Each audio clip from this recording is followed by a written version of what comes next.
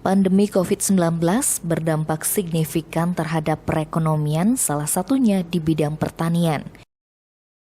Menurut Direktur PT Bali Organik Subag, Ana Agung Gede Agung Wedatama, pertanian merupakan mata rantai yang memiliki keterkaitan antara pertanian di hulu dan di hilir. Ketika pertanian di hulu terdampak pandemi, maka pertanian di hilir juga ikut terimbas. PT BOS yang bergerak dalam bidang ekspor komoditi pertanian sangat merasakan dampak tersebut. Sebab selama masa pandemi, pihaknya terkendala distribusi produk pertanian. Selama masa pandemi, ekspor jarur laut dibatasi, bahkan penerbangan internasional pun ditutup. Jadi karena ini adalah sebuah mata rantai, jadi otomatis semua terkena imbasnya, salah satu juga pertanian. Memang kalau ngomongin sektor pertanian di masa pandemi ini, kita terdampak sekali di hilir dan di proses distribusi.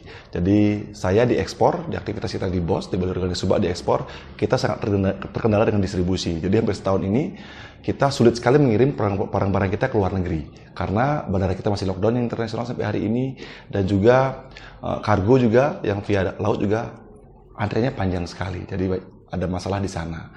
Tapi kami optimis pertanian menjadi sektor yang akan cenderung sustain dan stabil karena itu terkait dengan kebutuhan pokok kita di pangan.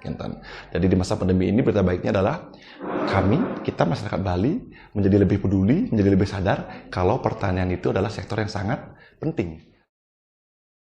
Selain ekspor, penjualan produk pertanian di hotel, restoran, dan kafe juga mengalami penurunan.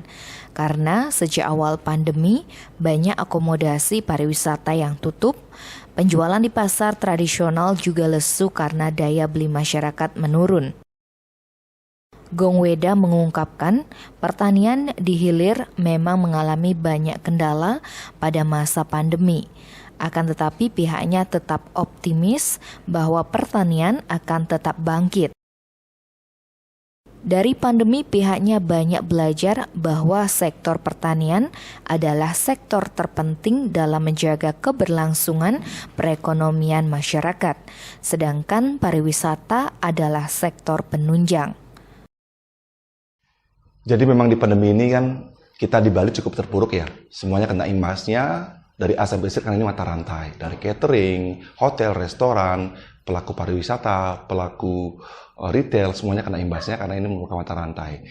Jadi memang kalau kami pribadi imbasnya apa? Di sektor pertanian, hilir kita cukup bermasalah. Yang pertama, di sektor ekspor yang paling tinggi ya. Ekspor kita bermasalah karena distribusian kita terhenti. Karena bandara kita lockdown yang internasional, terus juga peti kemas juga bermasalah karena antrian dan sebagainya. Passenger juga tidak ada yang datang dan pergi, jadi distribusi bermasalah. Ngomongin supply demandnya ada, supply-nya ada, cuman distribusi kita bermasalah karena bandara kita lockdown. Terus yang kedua, di sektor Horeca kita juga sangat bermasalah karena 90% hotel, restoran, dan kafe setelah catering di Bali tutup.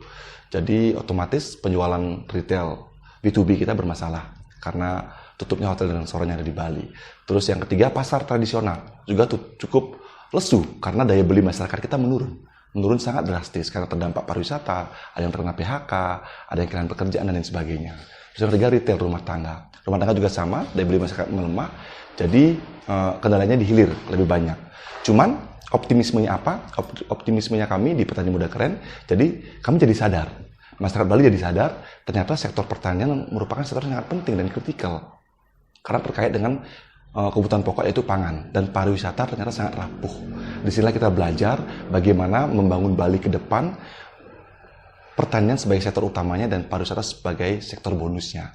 Itu yang sedang kami rancang di sini di Petani Muda Keren, bagaimana kita mengempower teman-teman kita di Bali, terutama teman-teman yang terdampak pariwisata, yang dulunya bergerak di pariwisata, sekarang kita ajarkan bertani, kita ajak bertani, sehingga mereka siap ke depan, karena kita tahu kan, kita tidak pernah tahu pandemi ini sampai kapan. Jadi kita harus bersiap terus, minimum pangan kita terisi, produk kita terisi, jadi kita selalu siap untuk menghadapi apapun. Seperti itu.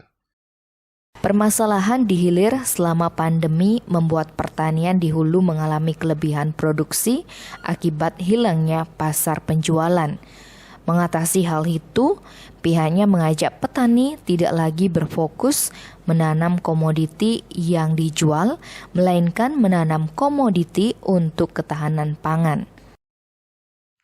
Ini tentu saja. Jadi di awal pandemi dari bulan Maret sampai bulan September kita sempat kelebihan produksi, banyak sekali berlimpah karena kan pasar tiba-tiba tutup, pasar tiba-tiba hilang gitu. Jadi memang di masa 6 bulan itu sektor pertanian produksi kita di hulu sempat mengalami masalah, cuman pelan tapi pasti akhirnya di bulan Agustus September kita mulai shifting. Shifting itu jadi tidak lagi fokus menanam tanaman yang untuk dijual, tapi untuk ketahanan pangan.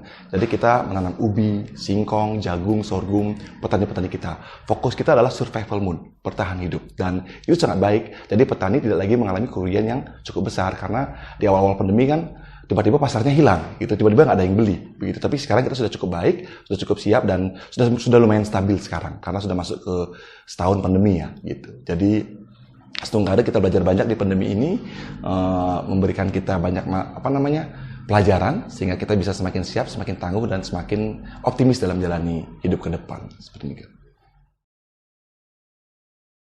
Tim Bali Express melaporkan.